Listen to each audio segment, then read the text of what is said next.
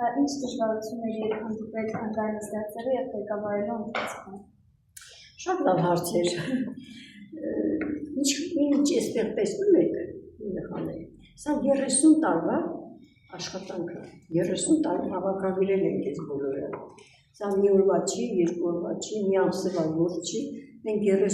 80-ական թվերից մենք սկսել ենք հավաքել այս բոլոր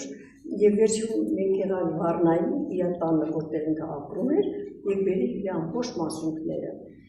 Եվ բացի դրանից մենք ունեցել ենք շատ նվիրատվություններ, ով իմացել է մեր արվեստագետներից, մեծերից, Կարլ Խաչվանյան, Սվետլանա Գրիգորյան, Սիլվա Կապուտիկյան, Գոհար Գասպարյան, այն շկաֆը, որ դուք տեսնում եք, այն դա մեզ նվիրել է Գոհար Գասպարյանը։ Եվ մենք եղանք Վառնայում, վերեցինք այս ամբողջ մասունքները Անդրանիկի, հավաքագրեցինք բոլոր մեր ինչ-որ հավաքել ենք այդ տարիների ընթացքում և մենք ունենք մեծ թատերագետ, գրականագետ, ունենք մեր հրապարակախոս Սերգեյ Առաքելյան ազգանունով, որը 20 գրքերի հեղինակ է մեր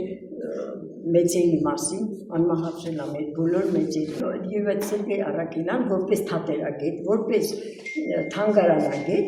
օգնեց մեզ ստեղծելու այս թանգարանը։ Այս ինչ որ տեսնում եք ձևավորումը, այս ամբողջ դիզայնը բանը պատկանում է Սերգեյ Առաքելյանին։ Հիմա մեր թանգարանը արդեն գործում է 20 տարի։ Ստեղծվել է խորհրդաշողություններով, անվանում է մեր ազգային պատմությունը, բայց եթե մենք մեր սերունդը մոռանանք այն ամենը, ինչ կա այս սենյակում, ինչ կլինի մեր ազգի հետ, ինչպիսի հետևանքներ կունենանք, եթե կորցնենք այս հիշողություններն ու չպահպանենք այս պատմությունները։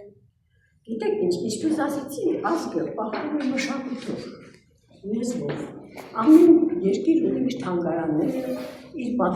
մատերադարանը միակն է ասինքն, և այս թանգարանը, որ հիմա դուք այսպես վայելում եք, այս թանգարանը միակն է ամբողջ աշխարհում,